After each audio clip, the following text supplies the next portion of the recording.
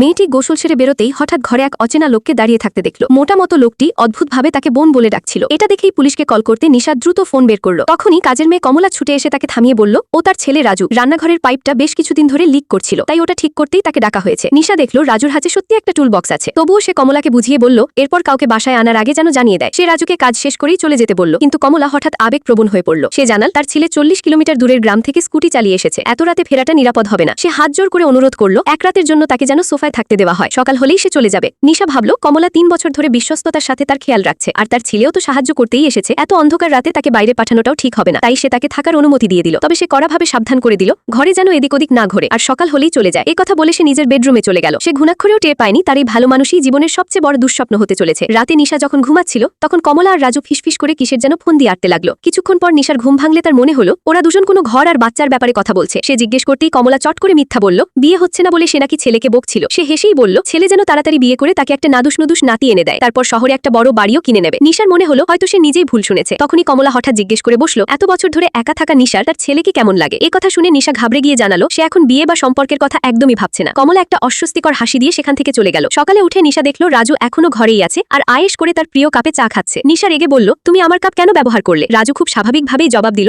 সে না দেখেই তুলে নিয়েছে, কার কাপ সে জানতো না। নিশা বিরক্ত হয়ে জানতে চাইল সে এখনো যায়নি কেন। তখন কমলা আবার একটা অজুহাত নিয়ে হাজির হলো। সে বলল রাজুর স্কুটি নষ্ট হয়ে গেছে, তাই তাকে আরো একদিন থাকতে হবে। নিশা না করতে যাবে তখনই কমলা আবার আবেগের ফাঁদ পাতল। সে বলল 3 বছর ধরে সেই বাড়িটাকে নিজের ভেবেই কাজ করছে। নিশা বুঝলো এদের হাত থেকে এখন নিস্তার পাওয়া মুশকিল, তাই সে শুধু এটুকু বলল কেউ যেন তার বেডরুমে না ঢোকে আর তার ব্যক্তিগত জিনিসে হাত না দেয়। সন্ধ্যায় অফিস থেকে ফিরে নিশা দেখলো পুরো বাড়ি অদ্ভুত নিস্তব্ধ। তার মনে হলো রাজু হয়তো অবশেষে চলে গেছে, কিন্তু নিজের রুমে ঢুকতেই তার রক্ত টকবক করে ফুটতে লাগলো। রাজু তার রুমের ভেতরে ঢুকে তার জিনিসপত্র ঘাটছিল। নিশা চিৎকার করে উঠল, কে বলেছে তোমাকে আমার রুমে আসতে। রাজু সাথে সাথে অজুহাত দিল তার মায়ের শরীরটা ভালো নেই, তাই সেই রুমটা পরিষ্কার করতে এসেছিল। নিশা আর কথা বাড়ালো না, কারণ সে সিদ্ধান্ত নিয়ে ফেলেছিল কাল যাই হোক না কেন দুজনকেই বাড়ি থেকে বের করে দেবে। কিন্তু রাতে গোসল করতে যাওয়ার সময় সে খেয়াল করলো তার কিছু ব্যক্তিগত কাপড় গায়ে। তখনই তার মনে পড়ল রাজু তার রুমে ঢুকেছিল। রাগে গজগজ করতে করতে সে সোজা নিচে গিয়ে রাজুকে জেরা করতে শুরু করলো। কমলার সাথে সাথেই তার ছেলের পক্ষ নিতে শুরু করলো। সে বলল রাজু ছোটবেলা থেকেই খুব সহজ সরল, সে কখনো চুরির মতো কাজ করতে পারে না। নিশার কাছে কোনো প্রমাণও ছিল না, তাই সে আর কিছু বলতে পারল না। কিন্তু তখনই রাজুর ব্যাগের দিকে তার চোখ পড়ল, যেখান থেকে মেয়েদের একটা কাপড়ের কোনা উকি দিচ্ছিল। নিশা সাথে সাথে ব্যাগটা খুলে ফেলল। ভেতরে সত্যি মেয়েদের একটা কাপড় ছিল, তবে সেটা তার নয়। রাজু তড়িঘড়ি করে বোঝালো কাপড়টা সে তার মা কমলার জন্য উপহার হিসেবে কিনেছে। সে মাকে চমকে দিতে চেয়েছিল, কিন্তু এখন সবটাই ভুল বোঝা হলো। নিশার মনে হলো হয়তো সে একটু বেশি প্রতিক্রিয়া দেখিয়ে ফেলেছে। সে দুজনের কাছেই ক্ষমা চাইল। পরের দিন কমলা আর রাজু বাড়ির বাইরে গেলে সে চুপিসারে বসার ঘরে একটা গোপন ক্যামেরা লাগিয়ে দিল। আর তারপর সেটাই ঘটলো যার ভয় সে পাচ্ছিল। রাতে কমলা এক গ্লাস গরম দুধ নিয়ে এসে বলল এটা খেলে ঘুম ভালো হবে। নিশা দুধে চুমুক দিতেই কয়েক সেকেন্ডের মধ্যে তার চোখ ভারী হয়ে এলো আর সে অজ্ঞান হয়ে পড়ল। কমলা তাকে নেড়ে চেড়ে দেখলো, কোনো সাড়া না পেয়ে সে সাথে সাথে রাজুকে ডাক দিল আর বলল তাড়াতাড়ি একে ওপরের বেডরুমে নিয়ে চল।